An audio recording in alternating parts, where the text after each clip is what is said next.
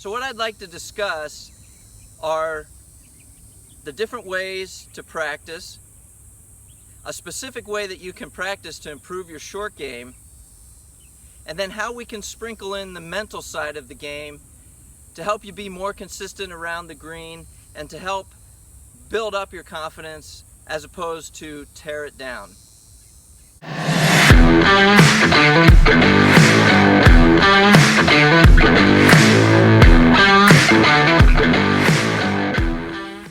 So let's get started by talking about the two different types of practice.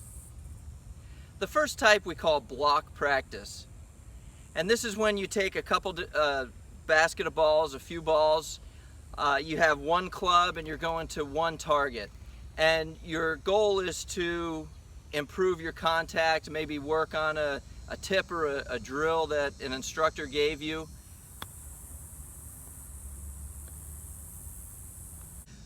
But that would be considered block practice, and what we find block practice good for is acquiring the skill, getting better in that session at doing whatever you're specifically working on.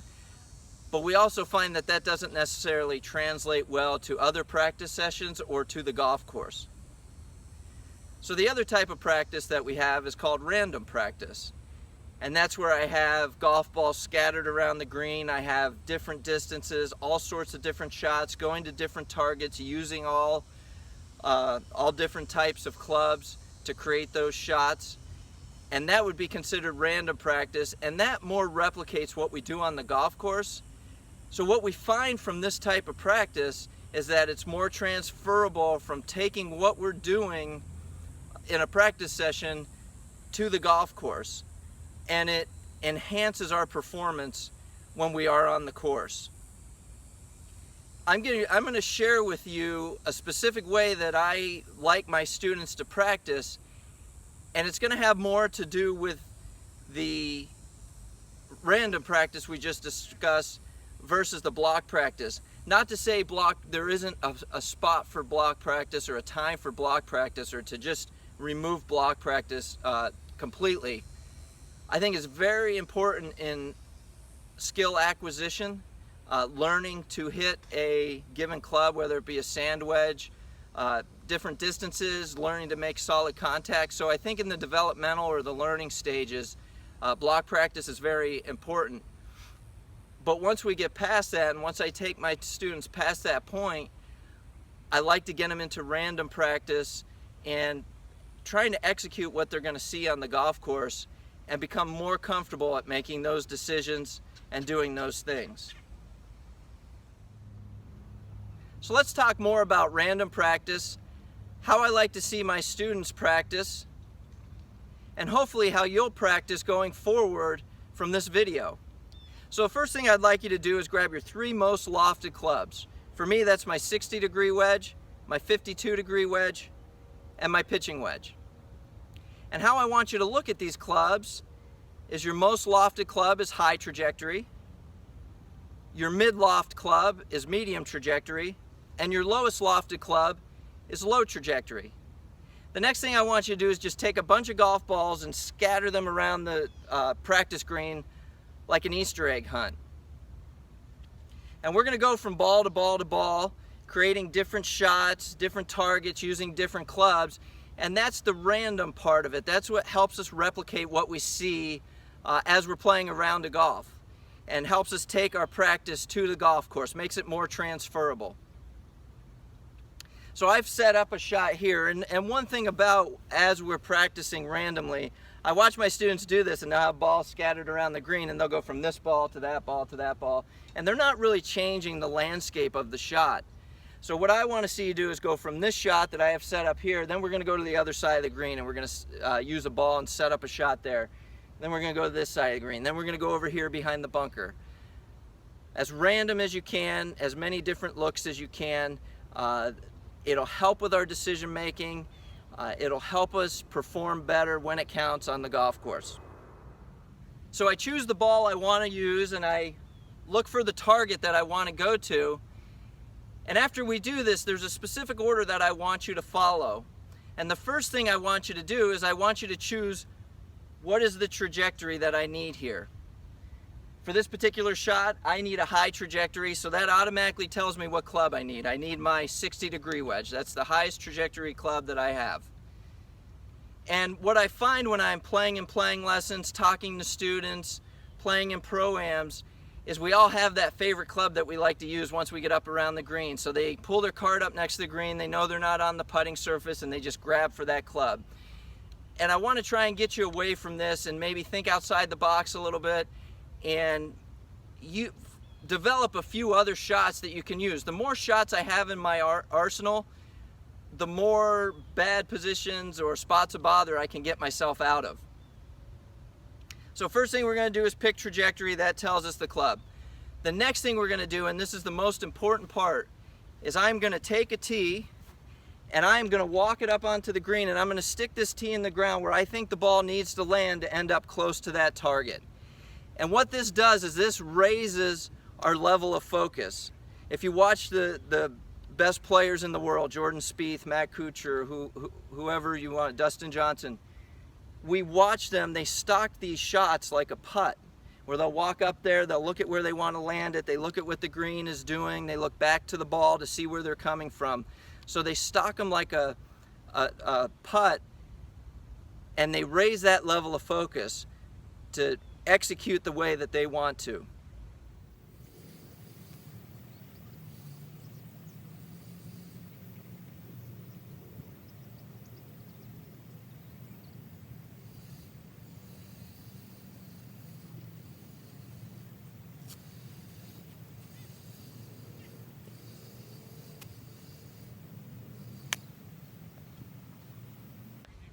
Now that I have my tee in the green, I'm going to draw a 3-foot circle around that tee, and my next job, and this comes down to execution, my next job is to create enough energy to get this ball from where it is into that 3-foot circle.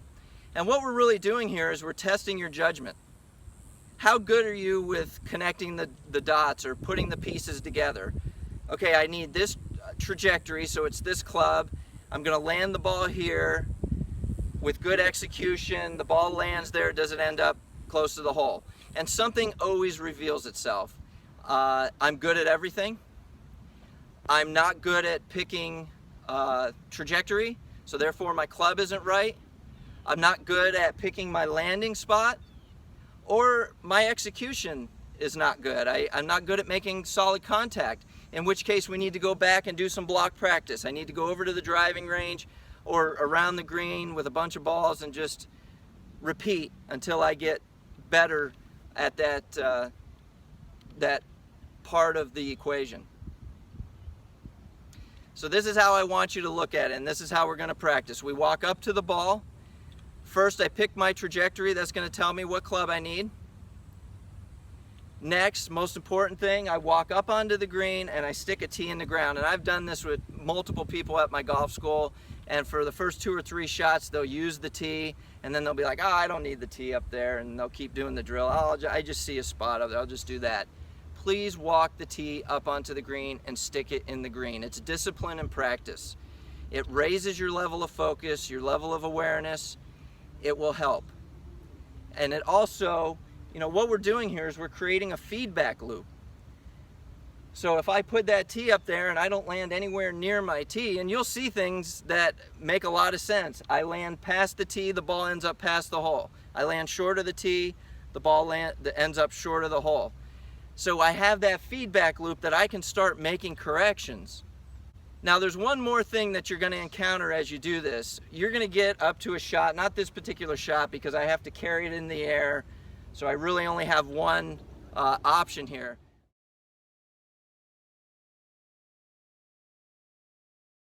But you're going to get in other positions where you're up against the green and it's pretty flat in front of you and you have more than one option. I can carry it close to the hole, I can land it midway, or I can land it just on the green and let it roll. So I can use any one of these 3 clubs. So what's the right answer? Well, I default to the student and what you're most comfortable with. On paper, it makes the most sense. The smallest swing I use, the quicker I get it on the green. less variables, less things that can go wrong, but that's on paper. That doesn't work for everybody. If you're somebody who's very good at taking their 60-degree wedge and carrying it all the way up to the hole, and I've seen that with certain tour players that I've worked with, I would never change that. Keep doing that. That is who you are when it comes to short game. So just a few things to think about, a specific way that I want you to practice. Make it random. Grab your 3 most lofted clubs, throw balls all around the green, change the landscape of each shot. Pick your trajectory first. Next, pick your landing spot. Excuse me, pick your trajectory. That's going to tell you what club you need. Pick your landing spot. Execute based on the feedback. Make the appropriate adjustments next time. Now, one thing that I want to touch on, and then we'll move into the last part of the video, and that's going to be more on the mental side.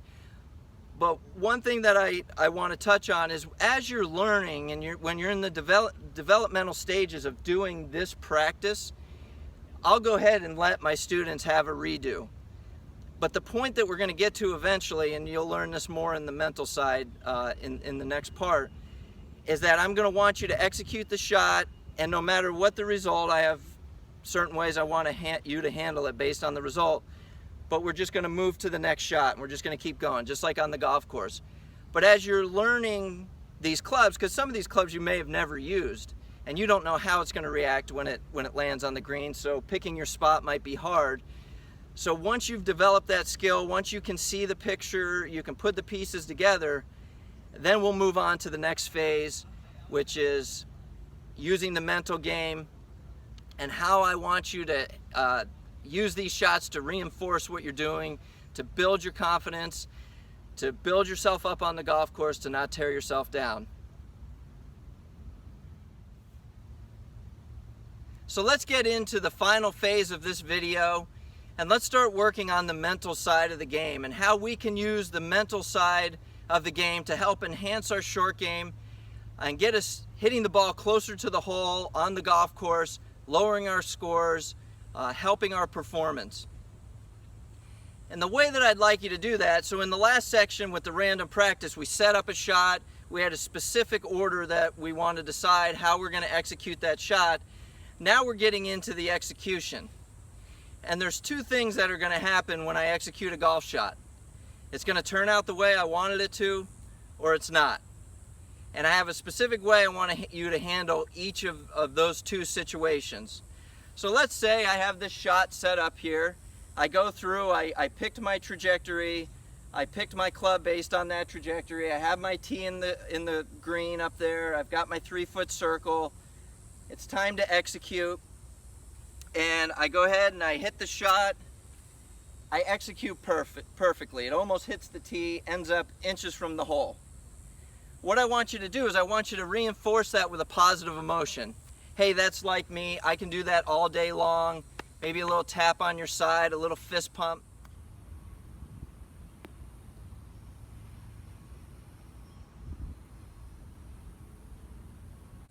Something to build yourself up.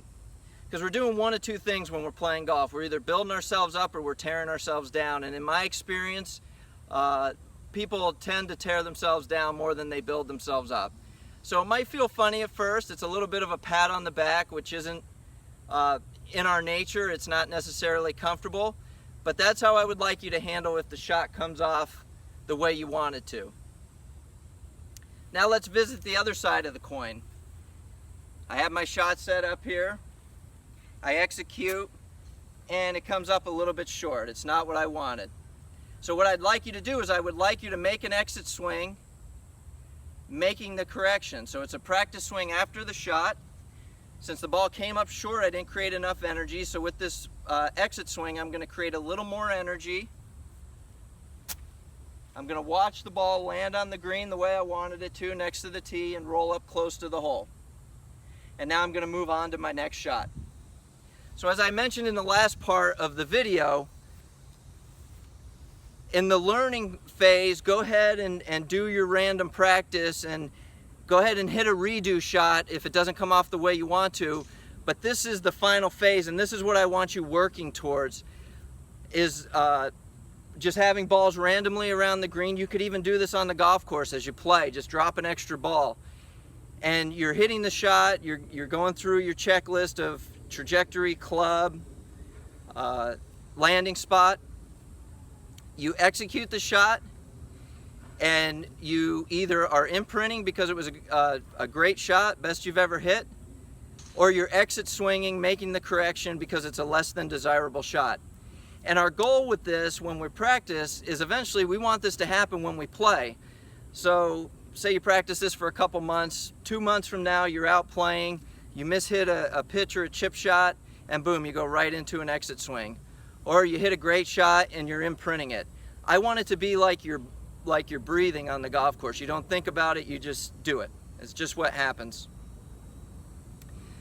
So I think this covers a great way for you to practice, a great way for you to enhance your performance on the golf course as it comes to short game. If you have any questions, you can reach me at mark@durlingolf.com or on Twitter @durlingolf. Thanks for watching.